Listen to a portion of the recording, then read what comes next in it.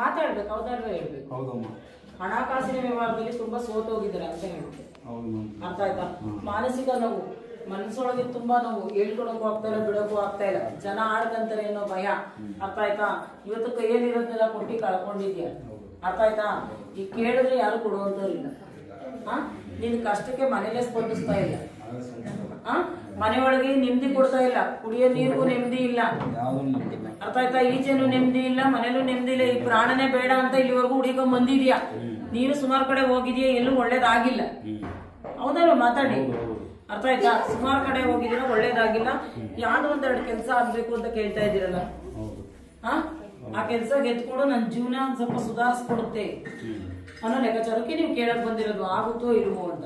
ಇಲ್ಲಿ ಸ್ವಂತದವರಿಂದ ತೊಂದ್ರೆ, ಒಂದ್ ಹೆಣ್ಣಿಂದ ತೊಂದ್ರೆ ಅಂತ ಬರುತ್ತಲ್ಲಪ್ಪ. ಹೌದಾ ಅಲ್ವಾ? ಮಾತಾಡಿ. ಒಂದ್ ಹೆಂಗಸಿಂದ ತೊಂದ್ರೆ ಅಂತ ಹೇಳ್ತೀವಿ. 4 ಜನದಂತೆ ನಾನು ತಲೆ ಎತ್ತಿ ಬದುಕ್ಬೇಕು ಅನ್ನೋ ಒಂದು ಲೆಕ್ಕಾಚಾರಕ್ಕೆ ನೀವು ಬಂದಿರೋದು ಇಲ್ಲಿಗೆ. ಸರಿನಾ? ನಿನಗೆ ಸ್ವಂತದವರಿಂದನೇ ತೊಂದ್ರೆ ಅಂತ ಹೇಳುತ್ತೆ ಕಣಪ್ಪ. ನಿನ್ ತಂದೆ ಮನೆ ಕಡೆಯಿಂದನೇ ಸ್ವಂತದವರಿಂದ ತೊಂದ್ರೆ ಅಂತ ಹೇಳುತ್ತೆ. ನಾನು ಅದನ್ನೇ ಹೇಳ್ತಾ ಇರೋದು. ಸ್ವಂತದವರಿಂದಾನೇ ತೊಂದ್ರೆ, ಕೈ ಕೊಟ್ಟಿರೋದ್ರಿಂದ ಈ ಮಂಡಿಯಿಂದ ಕೆಳಿಕೆ ಅವಾಗವಾಗ ನಿನ್ಗೆ ಹೊಡೆತ ಜಾಸ್ತಿ. ಅರ್ಥ ಆಯ್ತಾ? ಪಾದ ಉರಿ ಬರ್ತವೆ. ಅರ್ಥ ಆಯ್ತಾ? ಮೈಯೆಲ್ಲ ಬಾದಿ ಆಗುತ್ತೆ ಒಂದೊಂದ್ಸತಿ. ಈ ಹೊಟ್ಟೆ ಕೆಳಗಡೆ ಹಿಂಡದಂಗಾಗುತ್ತೆ. ಸರಿನಾ? ಹಿಂಡದಂಗಾಗುತ್ತೆ. ನಿದ್ದೆ ಕಮ್ಮಿ. ಕೆಲವೊಂದ್ಸತಿ ನಿದ್ದೆ ಬಂದ್ರೆ ಎಚ್ಚರಿಕೆ ಮಾಡ್ಕೊಳಕ್ ಆಗಲ್ಲ ಅಂತ ನಿದ್ದೆ ಬರುತ್ತೆ. ಸರಿನಾ? ಈ ರೀತಿ ಐತೆ ಅಂತ ಹೇಳುತ್ತೆ. ಇದನ್ನ ನೀವು ಬಗೆಹರಿಸ್ಕೋಬೇಕು. ಬಗೆಹರಿಸ್ಕೊಂಡ್ರೆ ಕೆಲಸ ಆಗುತ್ತೆ. ಯಾವ್ದೋ ಒಂದು ಅಮೌಂಟ್ ಹತ್ರದಲ್ಲಿ ಐತಿ, ಸಣ್ಣ ಅಮೌಂಟ್ ಬರುತ್ತದೆ, ಏನ್ ಚಿಂತೆ ಇಲ್ಲ. ಅಲ್ಲಮ್ಮ, ಅಲ್ಲಿ ಸ್ವಂತ ಎಲ್ಲ ಕೆಲಸ ಮಾಡ್ಕೊಂಡು ನಾವು ಇರೋದು ಗಾರೆ ಕೆಲಸ ಮಾಡ್ಕೊಂಡು 10,000 ಮಾತಾಡಿ, ನೀನು 15 ರೂಪಾಯಿ ಮಾತಾಡಿದ್ರೆ ನೋಡಿ, ಇವತ್ತು 20 ಸಾವಿರ ಕೆಲಸ ಮಾಡಿ 1 ವರ್ಷಕ್ಕೆ ಸರ್ ಆಯ್ತು ಅಂತ ಹೇಳುವಾಗ ನಾನು ಅದನ್ನೇ ಹೇಳ್ತಾ ಇರೋದು. ಆ ಅಮೌಂಟ್ನೇ ಕೊಡಿಸ್ತೀನಿ ಅಂತ ತಾಯಿ ಹೇಳ್ತಾವಳೆ. ಅರ್ಥ ಆಯ್ತಾ ನಿನ್ಗೆ? ಕೊಡ್ಸಿಸ್ತಾಳೆ ಪೂರ್ತಿ ಬರಲ್ಲ, ಅದು ಒಂದ್ ಅರ್ಧ ಬರ್ಬೋದು ಅಷ್ಟೇನೆ. ಮೋಸ. 2 ಮನೆ ಫಿನಿಶಿಂಗ್ ಮಾಡಿ 2 ಮನೆ ಹಂಗೆ. ಅರ್ಥ ಆಯ್ತಾ? ಮೋಸ. ಏನಂದ್ರೆ ನೀನ್ ಸುಮ್ನಿದ್ರು ನನ್ನ ಜನ ಸುಮ್ನಿರಕ್ ಬಿಡ್ತಿಲ್ಲ. ಅಲ್ಲಿ ರೋಡಲ್ಲಿ ಬಿದ್ದಿರೋ ಕಡ್ಡಿನೂ ನಿನ್ನ ಶತ್ರು ತರ ನೋಡ್ತಾ ಇದ್ದೆ. ಸರಿನಾ? ನೀನೀಗ ಒಂದು ತಡೆ ಮಾಡಿಸ್ಕೊ, ದೃಷ್ಟಿ ಪರಿಹಾರ ಮಾಡ್ಕೊಂಡು ನೀನು ಹೋಗು.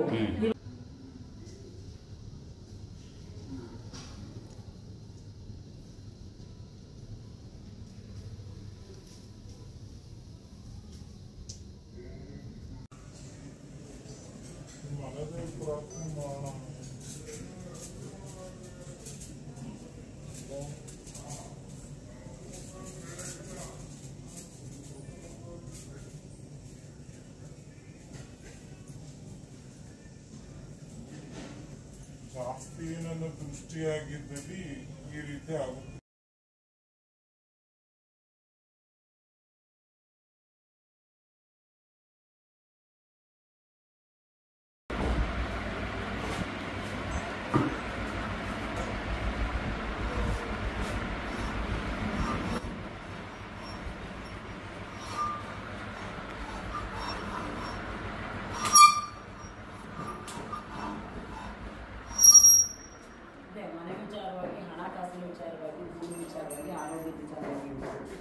ಆರೋಗ್ಯ ವಿಚಾರದಲ್ಲಿ ಯಾರಿಗೆ ತೊಂದರೆ, ಕೈ ಕಾಲೆಲ್ಲ ನೋವಾಗುತ್ತೆ, ಊಟ ಬಂದಂಗಾಗುತ್ತೆ, ಕೆಲವೊಂದ್ಸತಿ ಸ್ವಾಧೀನ ಇರಲ್ಲ, ಊಟ ಜೀರ್ಣ ಆಗ್ತಾ ಇಲ್ಲ, ಮೈಯೆಲ್ಲ ಬಾಧೆ ಆಗುತ್ತೆ, ಕರೆಕ್ಟಾಗಿ ನಿದ್ದೆ ಬರ್ತಾ ಇಲ್ಲ, ನಿದ್ದೆ ಒಳಗೆ ಭಯ ಆಗುತ್ತೆ.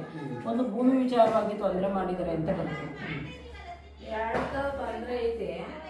ಒಂದು ಜಮೀನಿನ ಹೊತ್ತಿಗೆ ಗಲಾಟೆ ಆಗಿತ್ತು, ಒಂದು ಮನೆ ಹತ್ರನೇ ಇಲ್ಲಿ ಭೂಮಿ ವಿಚಾರ ಅಂತ ಹೇಳುತ್ತೆ. ಅದನ್ನ ನೀವು ಕೇಳ್ಕೊಳ್ಬೇಕು ಅಷ್ಟೇ. ಇಲ್ಲಿ ಸ್ವಂತದವರಿಂದನೂ ಐತೆ, ಹೊರಗಡೆಯಿಂದನೂ ಐತೆ. ಹೊರಗಡೆಯಿಂದ ಸ್ವಲ್ಪ ಹಣಕಾಸಿಂದನೂ ಸಿಗಾಕೊಂಡಿದ್ದೀರ ನೀವು. ಬರುವಂತ ಹಣಕಾಸುಗಳು ಯಾವ ಬಂದಿಲ್ಲ. ನೀವು ಕಂಡೋರ ಹತ್ರ ಈಸ್ ಕೊಟ್ರೆ ಹೊರತು ನೀವು ಕೊಟ್ಟಿರೋಂಥ ದುಡ್ಡು ಯಾರು ಕೈಲಿ ಕೊಟ್ಟಿಲ್ಲ, ಇವತ್ತು ಕೊಡೋದೇ ಇಲ್ಲ ಅನ್ನೋ ಲೆಕ್ಕಾಚಾರವಾಗಿ ಮಾತಾಡ್ತಾ ಇದ್ದಾರೆ. ಅದಕ್ಕೋಸ್ಕರ ಅದು ಆಗುತ್ತೋ ಇಲ್ವೋ ಅನ್ನೋದು ಒಂದು ಲೆಕ್ಕಾಚಾರ. ಏನ್ ಈ ವ್ಯಕ್ತಿ ಆರೋಗ್ಯ ದಿನ ಕಳಿತಾ ಕೆಟ್ಟು ಹೋಗ್ತಾ ಐತೆ. ಏನ್ ಆಗಿರ್ಬೋದು, ಇದು ದೇವ್ರದ ಇಲ್ಲ, ನಮ್ಮ ಟೈಮ್ ಚೆನ್ನಾಗಿಲ್ವಾ, ಇಲ್ಲ ಯಾರೇನ ಮಾಡಿದಿರ ಅನ್ನೋ ಒಂದು ಲೆಕ್ಕಾಚಾರಕ್ಕೆ ಕೇಳೋಂಥದಕ್ಕೆ ಬಂದಿರುವಂಥದ್ದು. ನೀವು ಒಂದು ಹೆಣ್ಣು ದೇವತೆನ ಪೂಜೆ ಮಾಡ್ಕೊಂಡಿರುವಂಥದ್ದು. ಅರ್ಥ ಆಯ್ತಾ? ಮೊದ್ಲಿಗೆ ಆಗು ಹೋಗುಗಳೆಲ್ಲ ತಿಳಿಯೋದು, ಮನ್ಸಲ್ಲಿ ಅಮ್ಮ ತೋರಿಸುವಂಥದ್ದು. ಇವಾಗ ಯಾವ್ದು ತೋರ್ಕೆ ಆಗ್ತಾ ಇಲ್ಲ. ಅರ್ಥ ಆಯ್ತಾ? ಬರೀ ಕೆಟ್ಟ ಕನ್ಸುಗಳು ಬೀಳ್ತವೆ ಅಂತ ಹೇಳ್ತಾ ಇದೆ ಇಲ್ಲಿ. ಬರೀ ಕೆಟ್ಟ ಕನ್ಸುಗಳು ಯಾವುದೇ ರೀತಿ ಒಳಗೂನು ಶುಭ ಸೂಚನೆ ಇಲ್ಲ. ಬರೀ ಏನಾಗುತ್ತೋ ಅನ್ನೋ ಭಯನೇ ಹೊರತು ಸುಖ ಅನ್ನೋದಿಲ್ಲ. ಅರ್ಥ ಆಯ್ತಾ? ಕೈಯಿಂದ ಕಳ್ಕೊಂಡಿದ್ದೇ ಜಾಸ್ತಿ, ಬಂದಿದ್ದು ಕಮ್ಮಿ. ಜನ ತುಂಬಾ ಅವಮಾನ ಮಾಡಿದ್ರು ನಿಮ್ಮನ್ನ. ಅರ್ಥ ಆಯ್ತಾ? ನಿನ್ನ ಹತ್ರನೇ ಇಸ್ಕೊಂಡ್ ತಿಂದಿ, ನಿನ್ನಿಂದ ಮುಂದೆನೆ ಮಾತಾಡಿ ನಿನ್ ಬೆನ್ಗೆ ಚೂರಿ ಹಾಕಿದ್ದಾರೆ ಅಂತ ಹೇಳುತ್ತೆ. ಇಲ್ಲಿ ಕೈ ಕೊಟ್ಟಿರುವಂತದ್ದು ಅಂತ ಬರುತ್ತೆ. ಇದನ್ನ ಸರಿ ಮಾಡ್ಕೋಬೇಕಾಗುತ್ತೆ. ಇದನ್ನ ಸರಿ ಮಾಡ್ಕೊಂಡ್ರೆ ಆಸ್ತಿ ವಿಚಾರವಾಗಿ ಒಂದು ಆಸ್ತಿ ನಿನಗೆ ಸೇರ್ಬೇಕು ಧರ್ಮವಾಗಿ, ಆ ಆಸ್ತಿ ಸೇರುತ್ತೆ. ಕೈ ಕೊಟ್ಟಿರೋದು ಒಳಗಡೆ ಹೊರಗಡೆ ಎರಡೂ ಐತೆ. ಈಗ ಒಂದು ವರ್ಷದಿಂದ ಈಚೆಗೆ ಬಂದು ನೀನು ತುಂಬಾ ಏಟಿನ ಮೇಲೆ ಹೊಡಿತಾರೆ. ಸರಿನಾ? ಅರ್ಥ ಆಯ್ತಾ? ಪರಿಹಾರ ಹೇಳ್ತೀನಿ ನಾನು. ಈ ರೀತಿ ಆಗಿದೆ. ಬೇರೆ ಏನನ್ನ ಕೇಳೋದಿದೆಯಾ? ನಾನು ಹೇಳ್ತಾ ಇಲ್ವೇನಪ್ಪ, ಮೈ ಕೈ ಉರಿ ಬರುತ್ತೆ, ಮೈಯೆಲ್ಲ ಬಾಧಿ ಆಗ್ತಾ ಇದೆ, ಕೆಲವೊಂದ್ಸತಿ ಈ ಬೆಳ್ಳುಗಳೇ ಬಳಸಕ್ಕಾಗಲ್ಲ, ಹಂಗಂಗ್ ಆಗ್ತಾ ಇದೆ ಅಂತ ಹೇಳ್ತಾ ಇದ್ದೆ ಇಲ್ಲಿ. ಅರ್ಥ ಆಯ್ತಾ? ಈ ರೀತಿ ಪ್ರಯೋಗ ಮಾಡಿದ್ದಾರೆ ಅಂತ ಬರುತ್ತೆ.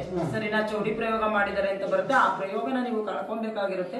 ಅದನ್ನ ಕಳ್ಕೊಂಡ್ರೆ ಆರೋಗ್ಯದಲ್ಲಿ ಅಭಿವೃದ್ಧಿ ಕೊಡ್ತೀನಿ ಅಂತ ಹೇಳ್ತಾಳೆ ಅಮ್ಮ. ಮನೆ ದೇವ್ರ ದೃಷ್ಟಿ ಕಟ್ಟಾಗಿದೆ, ಬಾಯಿ ಕಟ್ಟಾಗಿದೆ. ಹಂಗಾಗಿ ನಿಮ್ಗೆ ಯಾವುದೇ ರೀತಿ ಗೋಚರಣೆಗಳು ಆಗ್ತಾ ಇಲ್ಲ. ಮೊದಲು ಗೋಚರಣೆಗಳು ಆಗ್ತಾ ಇತ್ತು, ಇವತ್ತಿನ ದಿನದಲ್ಲಿ ಯಾವುದೇ ರೀತಿ ಗೋಚರಣೆ ಇಲ್ಲ. ಅರ್ಥ ಆಯ್ತಾ? ಬರೀ ಕೆಟ್ಟದೇ ಕಾಣಿಸ್ತಾ ಐತೆ, ಕನ್ಸಲ್ಲಿಲ್ಲ.